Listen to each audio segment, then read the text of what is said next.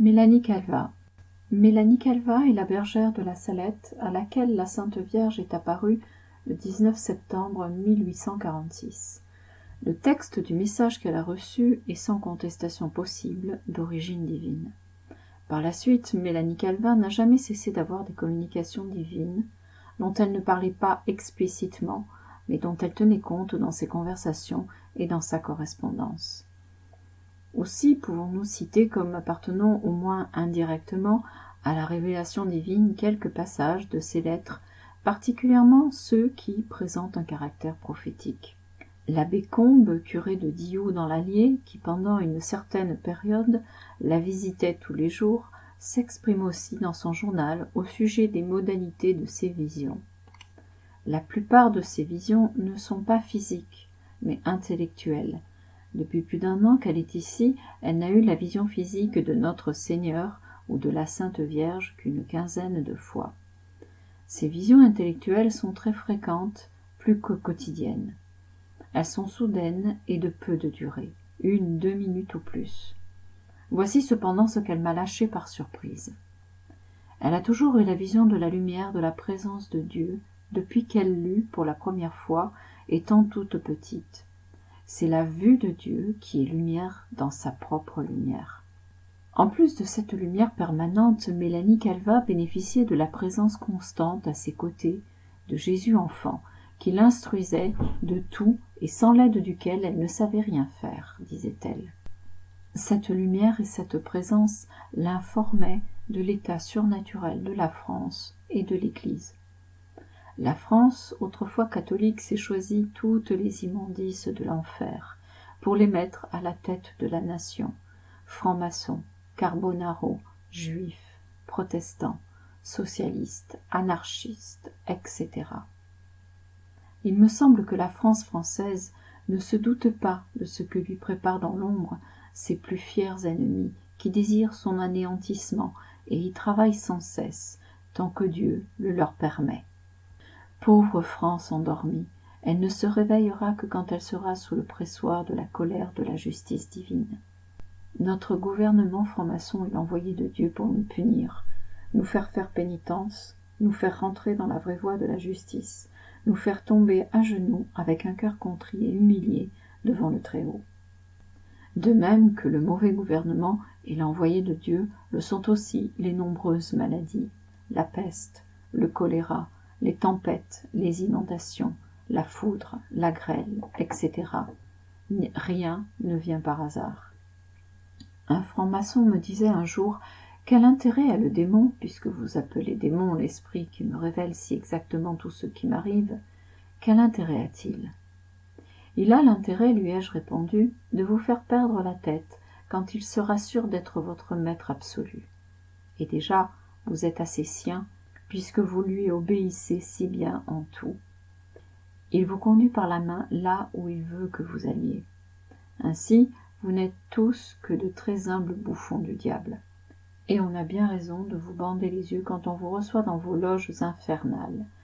Il n'y a que les aveugles qui peuvent s'associer à vous. Notre douce mère Marie avait bien raison de pleurer en voyant les plus chers de ses enfants adorer de nouveau le veau d'or et revenir au temps du paganisme. Que Dieu ait pitié de nous. La France pourrait bien redevenir païenne. Elle prend le chemin. Le clergé s'émancipe et les ordres religieux font de même.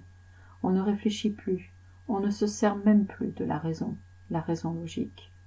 La foi s'est endormie dans les âmes et la charité est morte. Mais hélas, nous avons fermé les yeux à la lumière de la grâce. Nous avons secoué le joug de notre Créateur, de celui qui gouverne l'univers, du Maître de la paix, pour vivre au gré de nos caprices. Et tout en voulant ne plus être assujettis à Dieu ni à aucun supérieur, nous sommes devenus les serviteurs du Maître de la rébellion, du premier révolutionnaire, du premier qui se révolta contre Dieu, Lucifer. Voilà celui qui, maintenant, gouverne l'Europe. Mais la France et l'Italie en particulier, parce qu'elles ont reçu plus de grâce.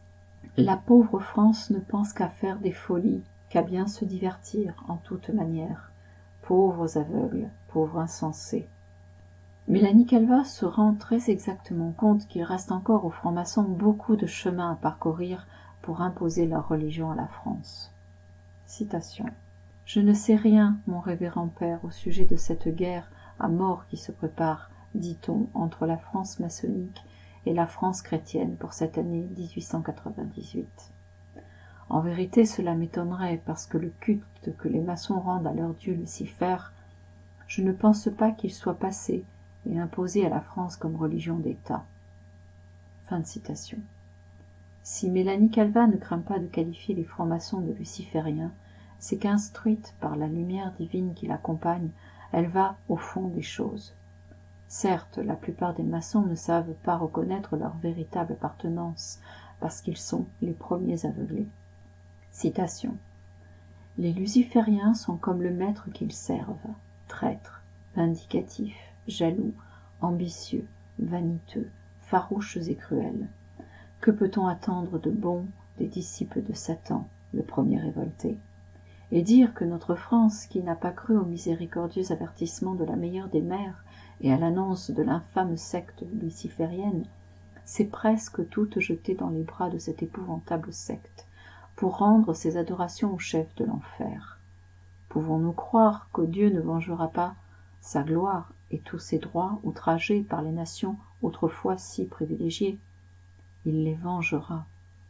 Que Marie, mère du bel amour, nous protège et veille sur les âmes à elle consacrées et fidèles. » Fin de citation.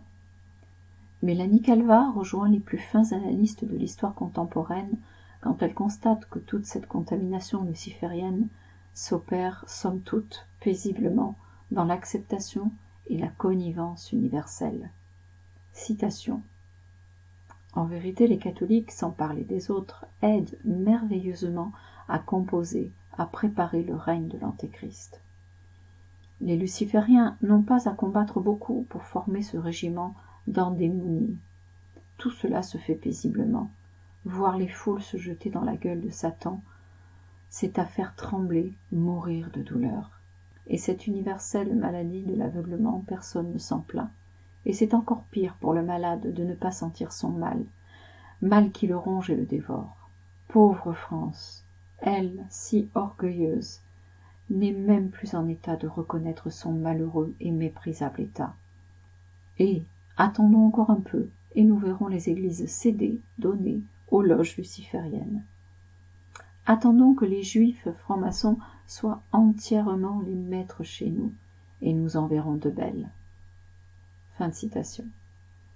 Mélanie Calva suggère que le prince de ce monde, dans son gouvernement, s'est associé 3 principaux ministres. Lucifer, Asmodée, Mammon et Belzébuth étant de leur règne sans trop de fatigue, les hommes obéissant promptement à leur vouloir. Fin de citation. Dans toute sa correspondance, Mélanie est très sévère pour le clergé. Elle lui reproche surtout son aveuglement, et pourtant elle se faisait de la fonction ecclésiastique l'idée la plus haute. Citation. « Pauvres prêtres, je voudrais bien qu'ils comprissent leur sublime vocation et que le bon Dieu ne les mit pas entre les mains des méchants. J'aime tant les prêtres parce qu'ils sont les ministres de notre Seigneur, ses lieutenants sur la terre. » Fin de citation. Mélanie semble avoir prévu qu'il se produirait bientôt des choses diaboliques, même dans les familles chrétiennes. Voici ce qu'elle en dit. Citation. « Le diable est menteur. Ce qu'il dit n'est pas à croire parce que, s'il dit une vérité, elle est précédée et suivie de mensonges et enveloppée d'obscurité. Aujourd'hui même, dans le monde et dans les familles, en apparence chrétiennes, il y a des choses surnaturelles diaboliques. On traite cela de maladie, et peu à peu, les prodiges du serpent s'introduisent sans bruit dans la société. » Fin de citation. Il est certain que Notre-Dame de la Salette est venue principalement pour faire des remontrances au clergé. Ces remontrances, Mélanie les lui a répercutées pendant toute sa vie. Aussi était-elle très mal vue dans le monde ecclésiastique. Citation. « Vrai et très vrai ces paroles du prophète. Les sentinelles du sanctuaire sont passées au camp de l'ennemi. On a méprisé le surnaturel divin. on sera pris au filet du surnaturel diabolique. Soutiendra-t-on que la très sainte Vierge est apparue en France pour se plaindre du clergé des autres contrées, et non de celui de la France, sous prétexte qu'il est qualifié de miroir du clergé? Et n'est-ce pas plutôt parce que ce miroir s'était par trop terni que notre douce mère en larmes est venue gémir sur les prévarications de ce clergé miroir? Mais j'irai loin là-dessus, je m'arrête. Que Dieu nous éclaire. Il y aura une grosse purge. Le sacré collège est composé de membres pourris, des Judas, des fourbes et des accapareurs. Tous ces corrompus et corrupteurs sévèrement seront punis et devront disparaître. Mais avant ce temps, des tribulations dernières, il y aura 2 fois une paix de peu de durée, 2 papes vermoulus, plats, douteux. Fin de citation. Cette idée de pape douteux, Mélanie ne l'a certainement pas imaginée par elle-même. Elle ne peut la devoir qu'à l'une de ces intuitions intellectuelles si fréquentes dont nous a parlé l'abbé Combe. Citation. Ô aveugle causé par nos nombreuses infidélités et notre attachement aux divers bien-êtres de la vie, non, non, nous ne sommes pas à la hauteur de notre noble et sublime vocation. Dieu obscurcira leurs intelligences. On a méprisé le surnaturel divin, on sera pris au filet du surnaturel diabolique. Vae vobis, quia non fecit taliter omni nationi. Malheur à vous, Français, car Dieu n'a favorisé aucune nation comme la vôtre. Quelle autre nation en effet a été nommée le royaume de Marie, le royaume du Sacré-Cœur de Jésus, le pays choisi de Dieu pour accomplir ses œuvres. Gesta Dei per Francos. Fin de citation.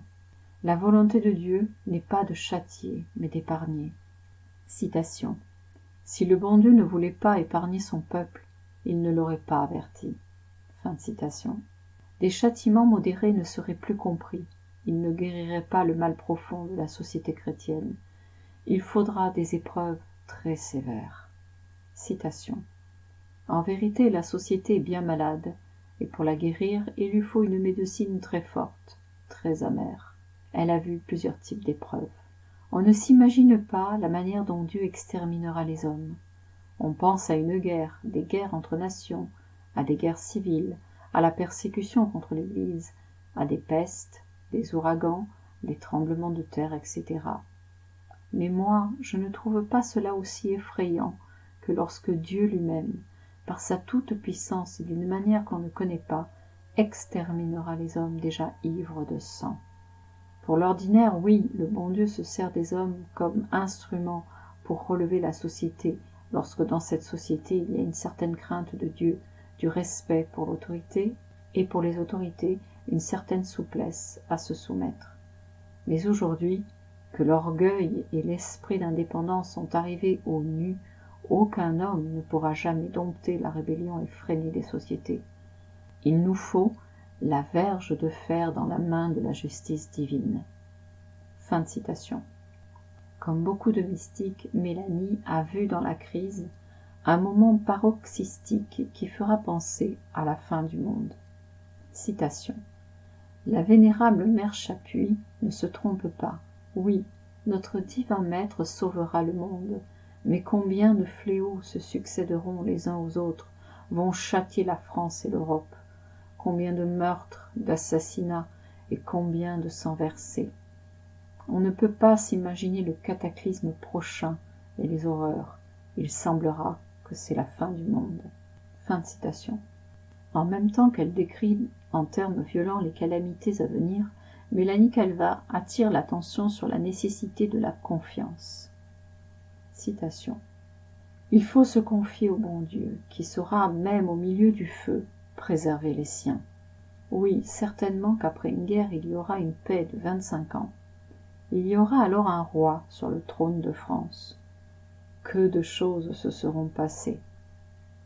Selon mon petit jugement, après le comte de Chambord, le trône de France reviendra, héréditairement, au duc de Parme, comme aussi selon la loi salique. Mais Dieu fera-t-il monter sur le trône de France l'actuel duc de Parme?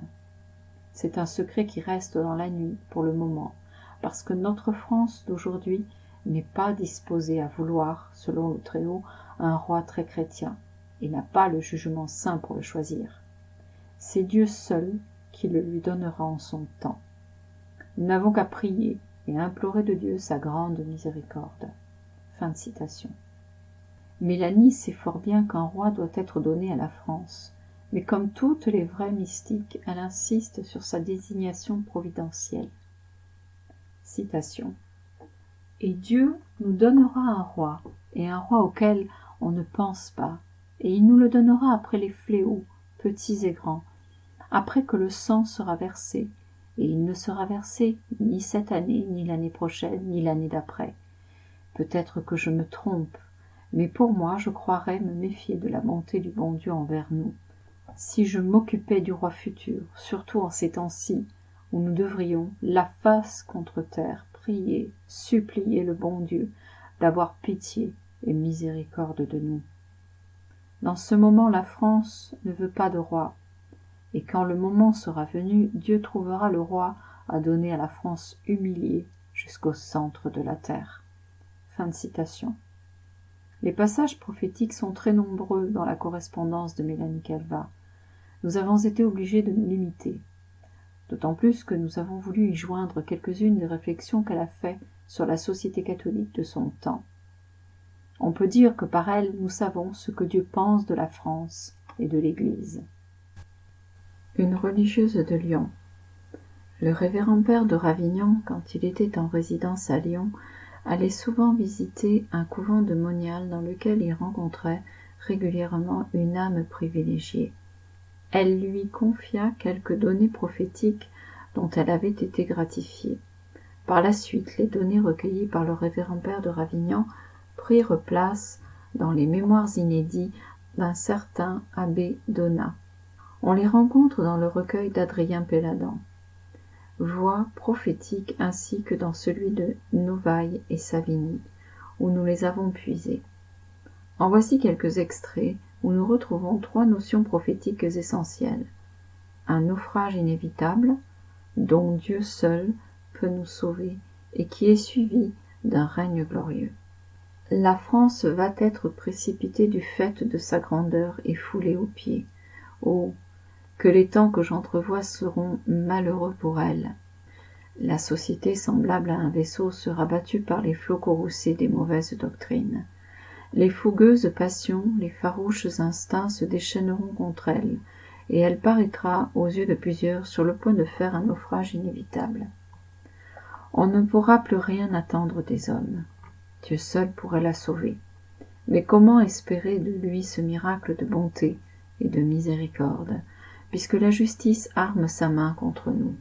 Malheur aux riches, c'est un vaste complot contre la propriété qui voudra nous envelopper comme un réseau. De grands crimes seront commis et d'affreux malheurs répandront la désolation parmi les peuples de la terre. L'Église souffrira d'assez grands maux, le torrent du mal voudra fondre sur elle. Cependant, sa première éruption sera contre la fortune et la richesse. De là, il viendra se heurter contre l'Église, mais Dieu l'arrêtera et ne permettra pas que son Église soit submergée. Elle sera comme le granit contre lequel les flots de l'iniquité viendront se briser. Ces temps seront désastreux mais courts, car Dieu, à cause de ses élus, les abrégera. Tout au plus dureront-ils 6 mois. Ils seront suivis d'un règne glorieux où tout sera remis en place. Les esprits reviendront au Seigneur et à la religion qu'ils avaient abandonnée. Ce sera vraiment le règne de Dieu. Jamais la terre n'aura offert un aussi beau spectacle. Ces jours de bonheur qui transporteront parmi les hommes en quelque sorte la félicité et le bonheur des cieux, nous ne les verrons pas, mon Père, ni vous, ni moi. Vous ne serez même pas témoins des calamités qui doivent précéder cet âge d'or, car elles n'auront lieu qu'après notre mort. Le père Closi. Le père Closi est un moine italien de l'ordre des Minimes. Il est mort en 1849 dans une très grande sainteté à Padoue, en Italie. Il a laissé des prophéties dont nous avons quelques extraits. les choses arriveront au comble, mais quand la main de l'homme n'y pourra plus rien et que tout semblera perdu. C'est alors que Dieu y mettra lui-même la main et arrangera toutes choses en un clin d'œil, comme du matin au soir. Et les impies eux-mêmes devront confesser que tout cela s'est fait par la main de Dieu. Il viendra un grand fléau. Il sera terrible et dirigé uniquement contre les impies. Ce sera un fléau tout nouveau, qui n'a encore jamais eu lieu. Ce fléau se fera sentir dans le monde entier, et il sera si terrible que ceux qui lui survivront s'imagineront être les seuls épargnés. Et tous seront bons et repentants. Ce fléau sera instantané, de courte durée, mais terrible. Bienheureux ceux qui vivront en ces jours fortunés, parce que ce sera vraiment le règne de la charité fraternelle. Mais avant que ces choses n'arrivent, le mal aura fait de tels progrès dans le monde qu'il semblera que les démons soient sortis de l'enfer, tant sera grande la persécution des méchants contre les justes, qui auront à souffrir un véritable martyre. Gardez-vous bien de croire quiconque s'avisera de vous dire quel genre de fléau menace le monde, parce que ce sera une chose nouvelle que Dieu n'a révélée à personne et dont il s'est à lui-même réservé le secret.